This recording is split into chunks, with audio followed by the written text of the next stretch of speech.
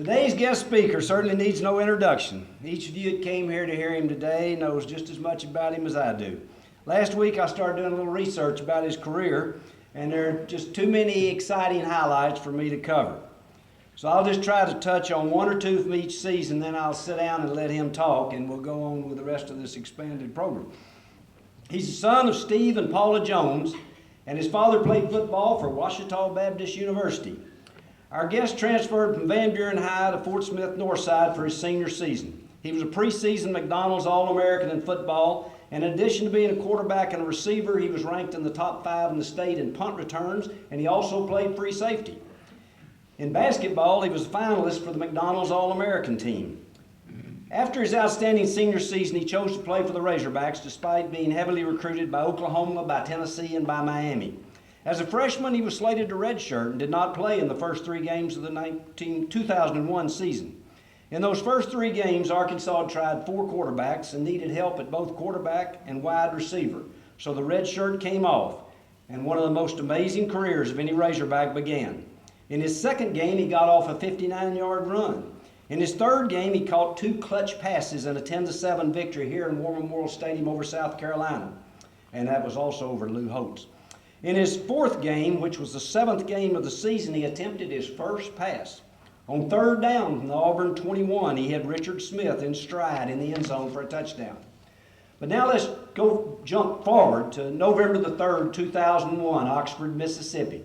No Razorback fan will ever forget this game. At the end of regulation, the score was 17-17, but the game had really just begun. The game didn't conclude until an NCAA record 7 overtimes had been played. Our speaker accounted for 116 of the Razorbacks' 157 yards in the 7 overtimes.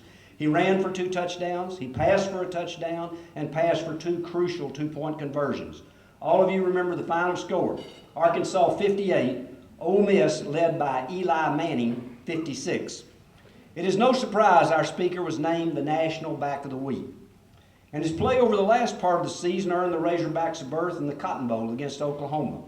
For the season, he was the 2nd leading ground gainer for the Hogs. He averaged 8 yards a carry. His 592 yards rushing set a new record for Razorback quarterbacks. I will add that the previous record was held by Billy Moore, who was an All-American in that season, 1962, when he had set the record that our speaker broke. Immediately following the Cotton Bowl, he joined the basketball team and worked his way into the starting lineup. As a sophomore, he battled injuries, but started all 14 games and broke his own school record for rushing yards by a quarterback. He led the team in passing yards, and none of you will forget what he did here in War Memorial Stadium against LSU on November 29, 2002. His 31-yard touchdown pass to DeCorey Birmingham down in the south end zone defeated LSU 21-20 and sent Arkansas to the SEC championship game. Earlier in the season against Tennessee, with less than 4 minutes remaining, he scrambled out of the pocket and found Richard Smith for a 92-yard touchdown to tie the game and send it into overtime. That 92-yard touchdown pass was at the time the longest offensive play in Arkansas history. As a junior, he led the Hogs to their 2nd consecutive 9-win season. He was named National Player of the Week when he passed for 139 yards and ran for 102 yards in Austin, Texas, as Arkansas beat the number 5 ranked Longhorns 38-28. 2 weeks later in Bryant-Denny Stadium in Tuscaloosa, he passed, ran, and also caught a pass as the Hogs beat Alabama 34-31 in double overtime. And then I can't leave out this game. November 1, 2003 at Lexington. He passes for 260 yards and runs for 112 yards. That was a school record, 372 yards of total offense in 1 game. Arkansas sets an NCAA record by scoring 47 points in overtime to defeat Kentucky 71-63 in an NCAA record-tying 7 overtime game. 1 year later, ESPN conducted a poll to determine the greatest sports event televised by ESPN in its 25 years of existence.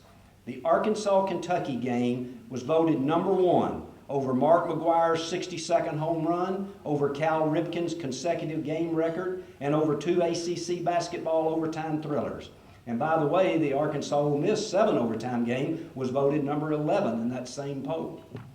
After Arkansas beat Missouri 27-14 in the Independence Bowl, he joined the basketball team and started 10 games. As a senior, he led the Hogs to a 27-10 victory over Alabama. For the season, he not only led the Razorbacks in passing and in total offense for the third consecutive year, he also led the team in rushing yardage. He broke a 21-year-old SEC record for career rushing yards by a quarterback, ending his career gaining 2,535 yards on the ground. Following his senior season, he was voted second-team All-SEC quarterback, received the Chisholm Reed Award as the Outstanding Razorback Senior Leader, was selected to play in the Senior Bowl College All-Star Game, and was a first-round draft choice of the Jacksonville Jaguars. Lastly, he held about a dozen school records when he graduated. Several of those records still stand, including one that's probably the most important. He passed and ran for a total of 77 touchdowns for the Razorbacks. No other Arkansas players come close to that figure. Okay, I've given you the statistics. Now please welcome to the microphone Razorback number 9, Matt Jones.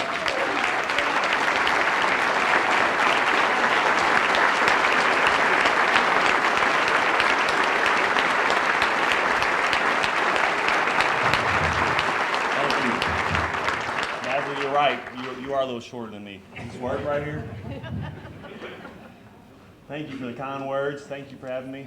Razorback Club, and like Bazzel said, this really isn't my thing, speaking and stuff, so I'll try my best and just bear with me. Yeah, crazy week. We'll get your questions, and me and Bazzel will take all your questions after that. Like you said, my parents are from Ouachita Baptist. My dad was a coach, and my mom was a teacher. And growing up, that was my babysitter, was going to the gym, going to the sidelines, whatever it was. When my dad was coaching, that's where I was during two-a-days. I remember being in 4th grade, going to two-a-days. I'd ride my bicycle to practice in the morning, and then catch punts and do all that type of stuff, and I'd ride it back in the evening. But I was kind of a gym rat growing up. High school, went to Van Buren. My dad got a job when I was in 4th grade, head junior high coach, went to Van Buren, then transferred to Northside my senior year. And the thing I remember about my senior year was the whole recruiting thing, and it really came down between OU and Arkansas. And the reason I chose Arkansas was because Coach Nutt had played both sports in college, and that's what I wanted to do. I wanted the opportunity to play basketball, and I thought I was an NBA player growing up. That's what I wanted to do. Great memories in college. He touched on a lot of them. Freshman year, the 7 overtime game against Ole Miss was awesome. We got to play against OU, which where I was. They just won the national title. That's where I thought that I was going to end up going, and we got to play against them in the Cotton Bowl, so that was fun. Basketball team played Nolan. That was his last year there, and it was the deal when. Can you hear me? It was his last year, and the Mississippi State game was the last game. It was the last game of the season, and we get to the bus, and usually about 30 minutes when you get to the bus, you take off towards the airport and you fly home, and this took about 3 hours. So we were all just kind of wondering, what's going on? What took so long? And we get home, turn on ESPN 3 in the morning, and we saw what was going on. So that was pretty wild. Sophomore year, we had the miracle on Markham to the Corey, and 2 plays that nobody really ever talks about was the Fred Talley run with, I don't know if that was 6 minutes left, or I don't know if you know how many minutes was left, but that was like a Tecmo Bowl run. He broke about 13 tackles, and I thought they could only play with 11 players, but man, it was one of my favorite runs all time. And Tony Bua, they had a 3rd and 3, and he made the tackle, and he wasn't supposed to blitz off the edge, but he makes the tackle where it's 4th down, they kick the field goal, and it gives us a chance. If he misses that tackle or doesn't, he wasn't supposed to blitz, and if he doesn't, he doesn't make the tackle, and we end up losing that game. So I'll love Tony Bua forever for that one. Junior year, awesome again, another 7 overtime game. Getting tired by now, all these overtimes. It was the only year that it was Coach Heath's first basketball season, and so our second season, and I got to play basketball that year too. I got to play with Ronnie Brewer, who's still, I think he just went to the Knicks, and maybe he got his knee scoped. He's out for about 6 weeks or something, but he talked about a great basketball player, Ronnie Brewer was. Only year my group won a bowl game. We beat Missouri in the Independence Bowl, which that was also fun. Senior year went by quick. All of a sudden, I was in New Jersey training for the combine. We had the Senior Bowl workouts, visits, and I tore my labrum my freshman year. When I got to college, I could throw a football about 75 yards, and then by my senior year, I could throw it about 55. I never wanted to have surgery, and so I had to go to receiver. And combine went well, ran a 4.37, and ended up going in the first round. And it was definitely the toughest thing I've ever done was to go from quarterback to receiver. You're going against the best athletes in the world as far as have quick feet, eye-hand coordination, strong, all that stuff. So all of a sudden I'm out here playing receiver. It was tough. It was a lot of fun. Led the team a couple different years. Fastest Jacksonville receiver ever to like 1,000 yards and all that stuff. So it was definitely fun. My third year, I ended up getting in trouble. I was with a couple buddies and got arrested. And it was just a bad mistake I made. You know, my parents raised me a lot better than to even be in that situation. But the main thing is when you do get in trouble and you get caught in that situation is to learn from it and try to help people not get in that situation and just better yourself from that.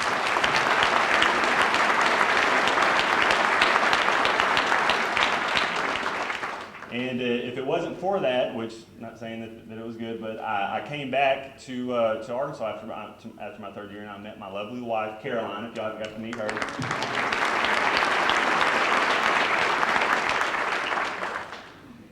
And then the next year, I had my best year at Jacksonville, had 65 catches, and it was the best year I'd had up there.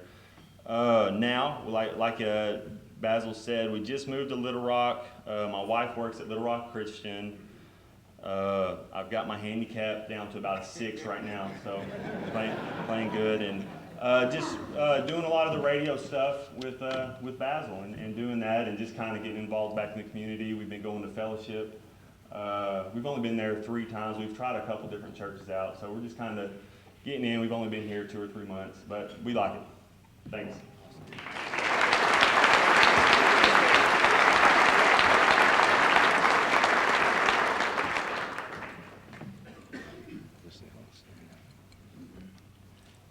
Make sure that's working.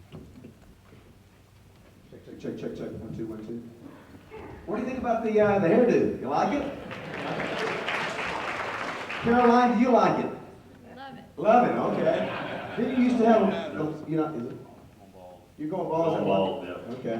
Went to Bosley to check it out. A little too expensive. I'd rather go to Maui for about 6 months instead of there. He said he loves Maui, and also too that he's actually now, since he's working and doing stuff in the real world, he's got suits and ties now, right? Went out shoot shopping the other day. What I want to do real quick before we open up for questions, we'll talk about the game. I'm going to play a couple of clips of plays, and I just want you to tell me maybe the first thing that comes to mind. But those of you old Razorback fans who've been around a long time, hey Wally Hall, good to see you over here, buddy.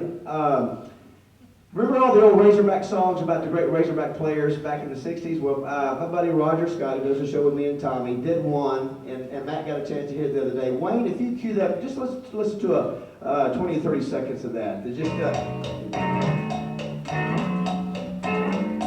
I got down in my easy chair and I turned on the radio. I listened to Keith Jackson playing Buzz and Bull. Closed my eyes and began to pray, and the chill ran down my spine. But then the E came over me. After all, that's number 9. And then Paul started his call. And then the center snapped the ball. And then number 9 looked down the field. And then along came Jones.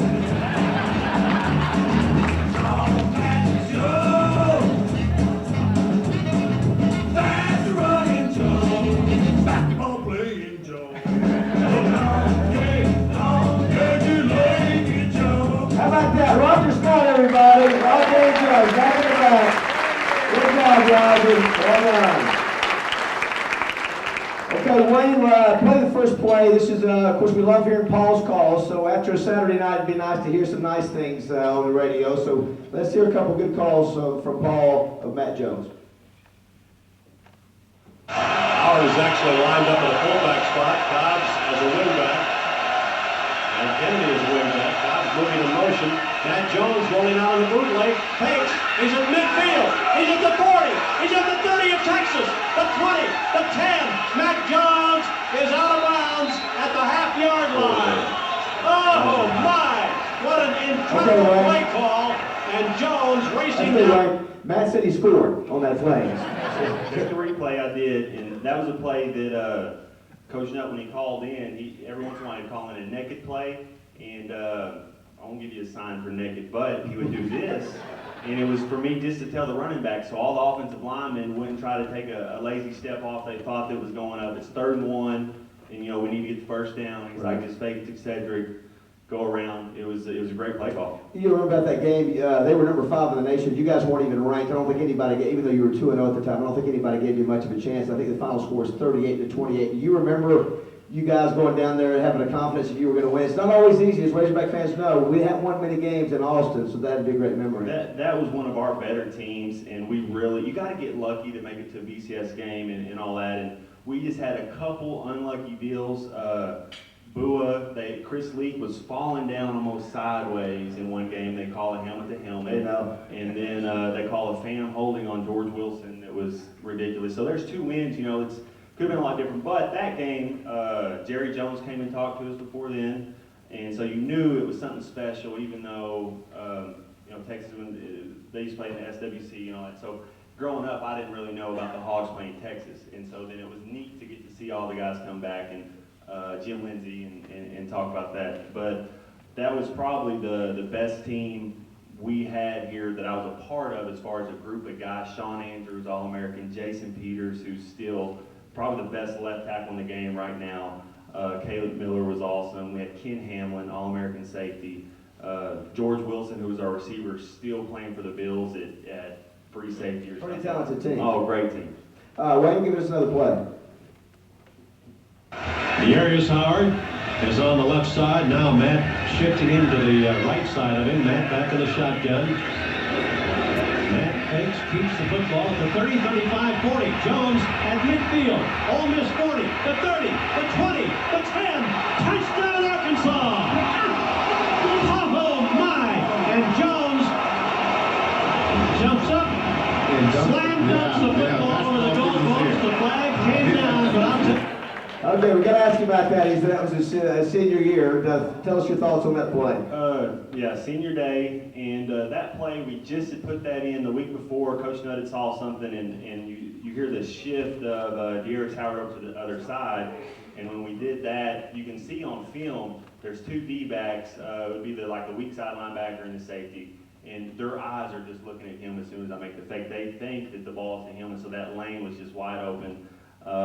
It was special, senior day to go up 3 touchdowns, had to dunk it.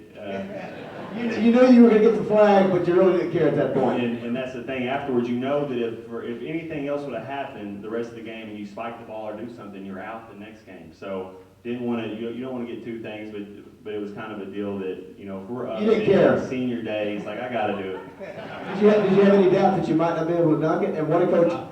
I was a little tired, yeah. You're a little tired at the 70 yards. And the goalpost saved me. I would have fell. And kind of did a somersault. What did Coach Nutt say to you when you came off the field?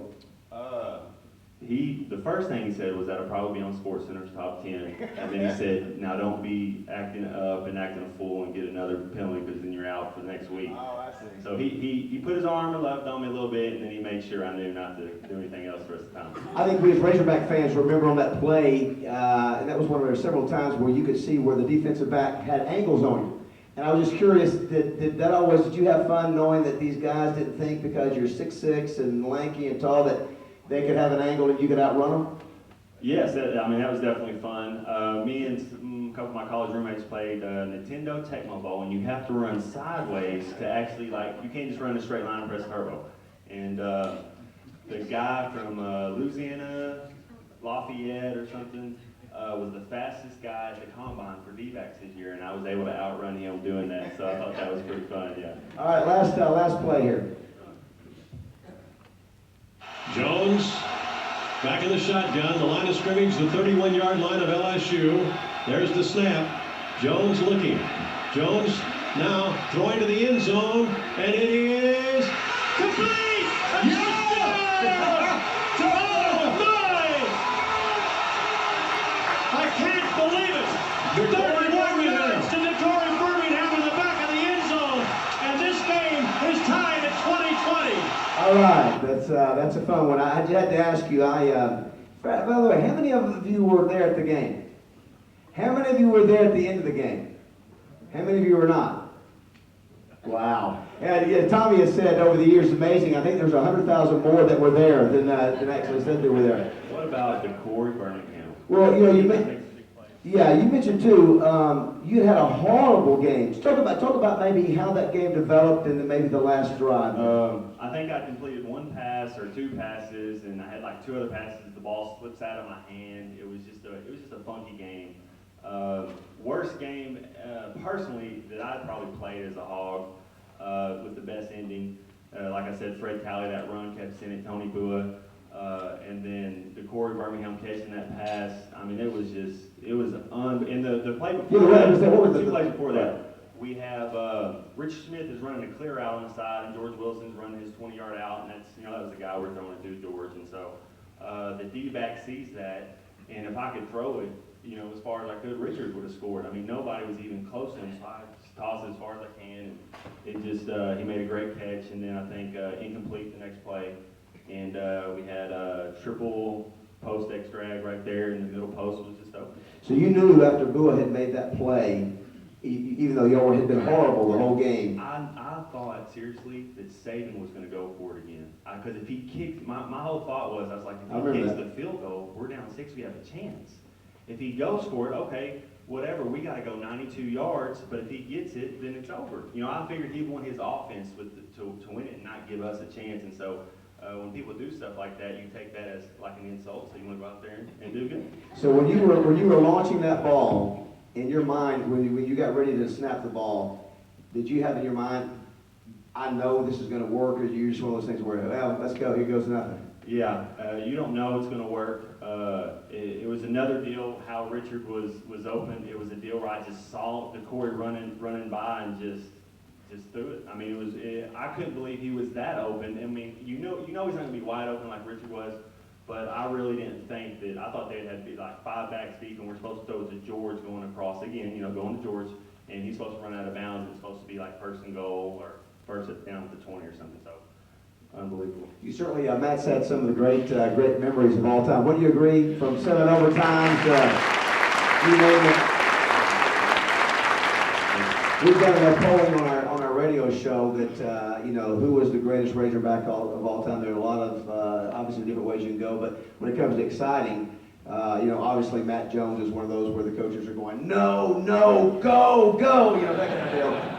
So we've got a few minutes here, and what I thought we'd do is open it up. Any comments or questions you have for Matt about his career, any comments or questions about the game you want him Saturday night to comment on, or the fact, obviously, he had a little bit of experience against Alabama in his playing day. Nick Saban wasn't the coach, although you did knock off Saban when he was at LSU. I hated Saban. He's the best coach in college football, not even close.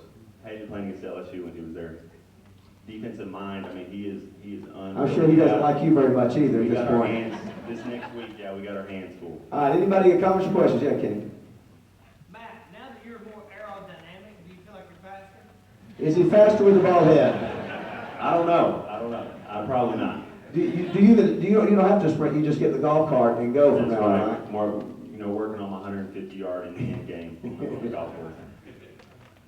Hey, Matt, I was just wondering if you could say anything to Tyler Wilson and the guys right now about, probably how they're feeling. What would you tell them? What would you say to Tyler Wilson right now? Yeah, we had what I related to is that 6 overtime game we lost at Tennessee, and we were able to come back the next week and win. And I know losing to Monroe is not Tennessee, but you don't give up. It's so early in the year, and I think this week is going to tell how the rest of the season is going to go. Alabama is obviously one of the best teams in the country, but if we show up and put up a fight, say we lose by 2 touchdowns or we lose by 6 touchdowns, just go in there and fight, play hard. Don't forget about all the off-season stuff you've been doing, the blood, sweat, and tears, running, all that. Just go in there and fight with your brothers. And They know all that, and that's one thing as a team. We're all outside looking in, and they're all in the locker room. They're all bonded together. And, just keep respect for everybody and just go out there and keep giving it all you got. I've certainly seen, I don't know about you, Matt, I remember sometimes you may not be the best on the field, but if you play with a purpose and you play with pride, and sometimes that little extra 10% can make a little bit of a difference if your opponent maybe is not playing a perfect game. So what you just want to see this weekend, I love to go and just see them fight, just fighting. Because here's the deal. They're better than us. They got better players than us. They're a better team than us. And so the only way we're going to be up there making it close is to play like we've never played before. Yeah, don't be scared. And ULM, it's like us, ULM. We're better than them, got better players than them. They go 6-7 on fourth down? We got to go for it on fourth down a couple times. You got to go out there, just throw it all out there. If you got an onside kick one and surprise them, if you got to do some things, 4th and 2, fake punt. If you got to do a couple things, you got to do. But if we just try to play straight up, I don't think we're good enough yet. Do you ever have a concussion like back when you played, when I played? I can remember against Florida in the Blue Bonnet Bowl, I called a whole series of plays on defense and don't remember calling them.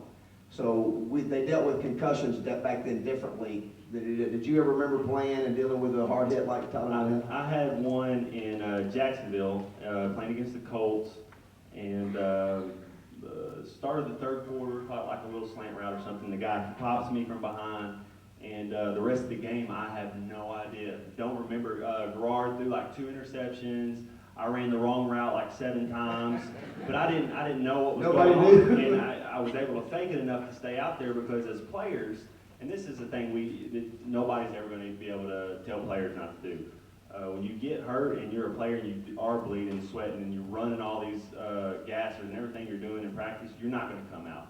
You don't think about, well, if I get hit again, maybe I'll have brain damage forever. It's like, I'm going out there and I'm playing, I'm helping my team win. And that's the thing that the doctors and the people on the side will never be able to take away from the players. Gotcha. Next. You are the slowest looking, fastest guy. You're the slowest looking, fastest guy he's ever seen. What's your fastest 40? The fastest 40, when I was in high school at Razorback camp, I ran a 4.41. Of course, that was stopwatch. And then at the NFL Combines, the last time I ever ran a 40, it was electronic 4.37. And so handheld, that's like a 4.31. You're supposed to take off the 0.10 second or pretty fast. 0.6100. So whatever. Made you a lot of money that day. It did. I was trying to get your comments dealing with Mike Markinson was the line coach when you were there, and yesterday he got fired. Today? Well, yeah. Was it today or yesterday? Mike Markinson, Jimmy's asking. Where's he at right now? He was at Wisconsin. Wisconsin loses to Oregon State, and they fire Mark Markinson. And your memories, your thoughts on Coach Markinson? Yeah, after only 2 games of coaching, that was his tenure at Wisconsin, and he was like, oh, that's what get your thoughts, please. Markson was a great coach. You got to remember, Houston Nutt, when he gets somebody, stuff doesn't just happen overnight, like 2 games, 3 games. It takes years for people to gel and bond together. And so one of the things he was able to do was Houston was able to keep some of his coaches around, and they, most of them went to Ole Miss with them, or wherever he went, he always brought his coaches with him. But I loved Markson. We had a funny story. We had an argument one game. He got mad at me for not throwing the ball away or doing something, and I remember snapping back, I'm not your player, Coach Ricky's my coach and stuff. But, you're down there at the second quarter and you're going, but I hate that for him because he is a great coach, and you just can't base anything off 2 games. And in Wisconsin, they lost Russell Martin, right? I mean, he's one of the best quarterbacks. Yeah, Russell Wilson, one of the best quarterbacks. And they lost Paul Chryst, the offensive coordinator, who's now at Pittsburgh. By the way, let me just ask you a question. Again, remember, look around at who raises their hand here. Because we've got a lot of feedback on the show today. How many believe it would have been a good idea for Jeff Long to pull a Frank Broyles and go ahead and relieve John L. Smith? Raise your hand if you agree with that. Wow. If you don't agree with that, raise your hand. Okay. Next question. Clint? Talk a little, both of you, about our defensive problems this year. Is it a lack of talent? Talk about the defensive problems. Is it a lack of talent? Lack of speed? Here, I'll give you an example from a linebacker standpoint. We mentioned this on the show today. You've got a guy who's played defensive end for 2 years in Tank Wright. He's a big boy, 6'2", 230. And on that last play of the score that beat us, he's right in the middle. Highsmith is on the left.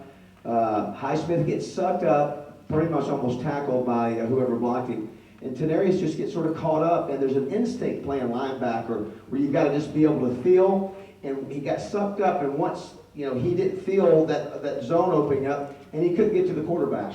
And I think one of the things, too, is that's a reflection of two things. That's a defensive end trying to play linebacker. You play linebacker in high school, but it's different. It's not easy playing linebacker, number one. So what you have there is a recruiting issue. Is that for some reason you've had to move your defensive end to linebacker. That's not what you really want to do. And I think Alonzo Highsmith's son still has some learning to do at the linebacker position. I think in the secondary you can certainly see that when you look on the offensive side of the ball, you see guys that are first, second round draft choices. The defensive side of the ball, you just don't see it. And I just don't think we have been able to recruit the kind of players. A little upgrade on the defensive line, still not where we need to be. But I think it's really, as Bruce James, my good brother Bruce James said, you can only coach somebody so much. You either got to be able to play the game or not. That's why I can take a guy who may run a 4.7, but he's so smart, knows his responsibility that he plays like a 4.5 guy. You take a guy who may run a 4.5, 4.6, and he misreads, he's not in the right place, he's like a 4.8 guy. And that's why you hope the D coordinator is not putting in too much stuff. Because the defense, you want them to fly to the ball. You know this. You want to fly to the ball. You don't want to be thinking, okay, now I know my responsibility is the tight end. When he blocks down, I got the back coming out here. You don't want to be thinking too much. You want to be able to react and go. And so I don't know if he has too much stuff going in right now or what. I don't think it's a lack of talent. I do think, though. And I think what hurt us too, sorry to cut off, but what hurt us was the fourth quarter. They punt to us, 7 minutes and 19 seconds to go, and we pass. When Niall Davis is rushing 5, we got to run the rock. We got a young quarterback. Dennis Johnson's averaging 7 yards a carry. Niall Davis is averaging 4. Run the ball, Two thoughts on that. Just so you know, they did try to run the ball, and I think had 23 yards on 11 carries. So first of all, you have no confidence in your running game because you've already tried to rush 11 times for 23. So you've got a problem there. So you're right. That's what you should be doing. Of course, the response from Paul Petrino was you had 10 in the box, and then of course the response was you should be able to complete a pass. And our best weapon is, besides Colby Hamilton, is Chris Bragg. I mean, he's going to be the number 1 tight end. Chris didn't have a great game either. There were some we got to get him on little spot routes and get him the rock. Easy completions. Yeah. I agree. Yeah. As Razorback fans, we were shocked that you were not picked up after you were cut to Jacksonville. Would you be willing to talk about that? Why were you not picked up after you were cut by Jacksonville? Yeah, I don't know. I had a couple tryouts. Tried out with Tampa, and they got a new coach. And I mean, I don't know. It just didn't work out because anything I say, I don't want to sound like I'm making excuses or whatever. But Tampa, I tried out there. Tried out with Tennessee. And actually, it came down when I got signed with Cincinnati. It was either Cincinnati or Tennessee. And I'm thinking, okay, do I want to catch passes from Carson Palmer? Do I want to catch passes from Vince Young? And, obviously probably chose wrong there. But, life is good. Do you think you could play the Wildcat if you're given the right opportunity? If any of y'all know any doctors out there, I got a torn labrum, I'll go get my labrum fixed. I've torn one of those too. Those are not easy.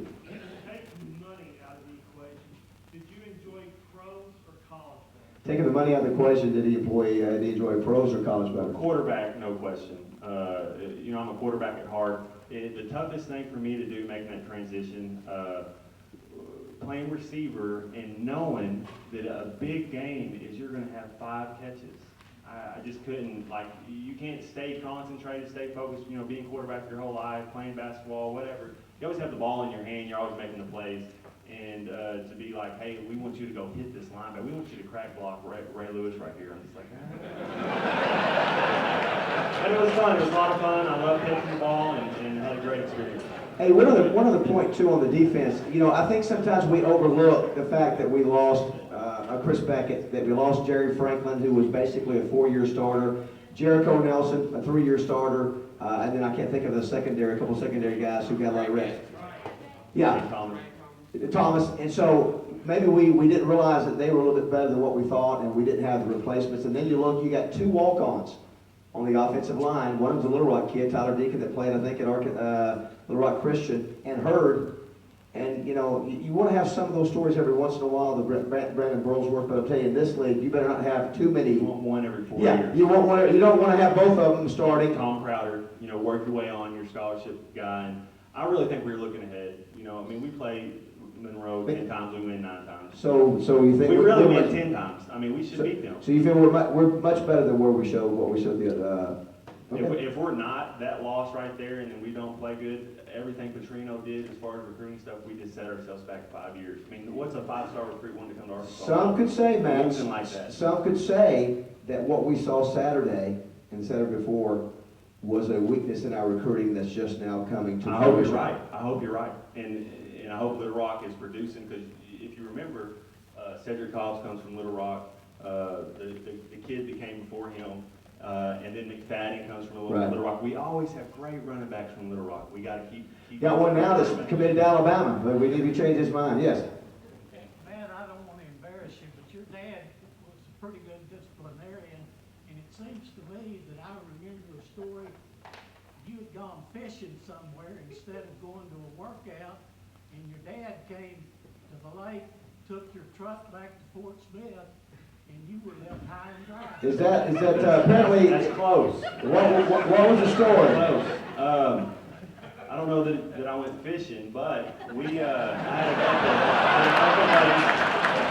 had a couple of buddies, and we thought it was cool to go get our ears pierced, and so we went and got our ears pierced, and he said, "I'm not having no practice, son," you know, just like that. Oh my gosh!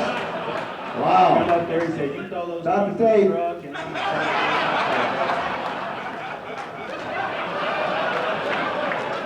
So there's my dad. What you gonna? He don't care. What you gonna hit the touchdown from? Asking me. Same with John Robinson and Snellenberger the last 2 weeks. I do want to say this, speaking of discipline. There is no question who runs this household, and it's right there. Let me tell you, she runs the household. But which you needed that, which is good, right? She is a preacher's daughter, right? Preacher's daughter in Camden, Calvary Baptist in Camden, right? Calvary Baptist, yes. Matt, if you would have focused on basketball, do you think you could have made it to the NBA? That's a great question. You know, I look around and you see what Brewer's doing. I think that I definitely could have made a great career overseas as far as if I would have just played basketball, because I broke Corliss Williamson's scoring record when I held it for 3 years, and Brewer breaks it from me type deal. So I really think talent-wise that the Lord had blessed me with talent that I can athletically can do whatever. But yeah, I think so. I mean, would I have been a starter in the NBA? You know, you don't see a lot of 6'6" guys out there because I was kind of out of position a little bit as far as playing the 4 in college. But if I would have just worked on that, maybe after my senior year of football, I had 2 years of basketball. I could have played basketball that year, and for 1 whole year and actually played basketball, I think I could, you know, play 10, 12, 15 years over in Spain or France or something like that. Did you ever see Eli Manning? Have you seen him since your college days? We played against the Giants a couple times, yeah. You ever say anything to him about being 2-0 against him? 2-1. 2-1. But then he showed me how heavy his hand is. It's a very similar, yeah. All right, a couple more questions and we'll wrap things up. Yes. You know, Petrino built the offense, no question. We've been talking about needing a defense for years. Mm-hmm. And from what I saw this weekend and the previous game, we don't have the talent, we don't have the coaching, and it looks to me like we're at the rock bottom, as I think Wally said, and we're talking years before we can recruit and get a team that has SEC caliber. I'll go first. All right. Defense. Here's where it starts. It's going to start with our D linemen. If we can just get 2 D linemen that are awesome, that, you know how good that helps everything else. That covers up your weakness in the secondary. It lets your linebackers, it makes 2 of them, and you get to go tackle the line. It helps them look better. We got to get some D linemen. That's what we got to We do. have the talent in-house, though. I don't see any talent in-house. I'll tell you, our buddy Clint Sterner said today on the bus, he said, our defense was not built to have our offense have 6 3-and-outs in the second half. 16 seconds. Yeah. So, but the point he was making in that is there's been a focus on offense. There's been a focus on offense by Coach Petrino with his recruiting, and maybe whether it bringing defensive coaches, coordinators, recruiters. I would certainly say I would hope at this point that the next coach be somebody who either one is a defensive-minded guy, or he hires a defensive-minded guy who's also a great recruiter. And Matt's right, you got to have great up-front guys. They set the tempo on all the great teams in the SEC. You got to have great players up front. And if it comes to going to a JUCO, I think that's where I'd really look for, if I'm going to get a D lineman for 2 years, to go around and look at some JUCOs, the guy that's been out of high school for 2 years. That can work. You just got to make sure you hit the right. But there's got to be a priority on defense. For example, I'm a big advocate of Kirby Smart just because he's been under Saban for quite a while, and he's a defensive guy. He's a recruiter. Of course, Will Muschamp, I think, will have some impact on him. If Will Muschamp can turn Florida around, then the perception of hiring a great assistant might change. But I do think I would love to see a defensive coach come in, a great defensive coach who gets some attention, gets some respect, can recruit great players, because it's been the offensive side of the ball that has gotten that, and not the defensive side of the ball. Yeah, Darren. Hey, I want to make a statement. The defensive linemen, we've been told they're better. We've been told all last year, all this year, the defensive linemen are better, better, better. I know 3 years ago in the Sugar Bowl, we had a running quarterback run all over us, and he wasn't the only one that ran all over us. And I saw Saturday night on 4th and 1, 3-point lead, a quarterback go 16 yards for a touchdown. When is that going to stop? The toughest thing in college, honestly, is a running quarterback. If you look at, what is there, 119 Division I schools, how many of them have running quarterbacks? You know, a lot of them get running quarterbacks for that reason alone, and it's tough. I mean, it really is, and you got to be disciplined. The play breaks down. You saw what RG3 did to the Saints. You know, he's rolling out, he's doing stuff, and then he's creating more. And you can cover for 2 seconds, and I don't know what defensive call we had there. If we had a spy on the quarterback, you would think that, hey, let's put one of our, like a Tony Boo or Rasner. Let's let him spy the quarterback the whole game. Where he goes, you go. I mean, so I don't know. Well, you know, the bottom line is, I'm just telling you, it showed up in the Jacksonville State game when I saw us give up a 13-play drive for 83 yards and a 10-play drive for 75, and you see sustained drives for 10, 12, 13 plays.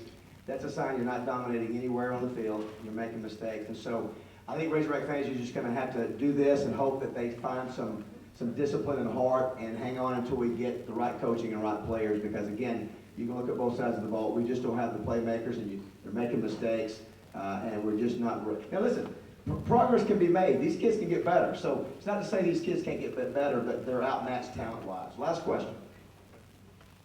Understand and agree with what you're saying, but Cotton Bowl was such a good sign where we had a defensive game plan against a good running quarterback and a dual threat quarterback, and it worked. And how could we drop that far? Well, again, you lose. The talent we lost. Yeah, I think maybe the loss of those players and the lack of play in the secondary, and maybe, again, maybe we played a great game that game. And I don't know, when a new coach comes in, what he does, I guarantee you, if you put in maybe 3 things for our defense to do, I don't know if he's putting in too much stuff, because as a defense, you've got to just react and go. We can't be thinking and be back on our heels ever.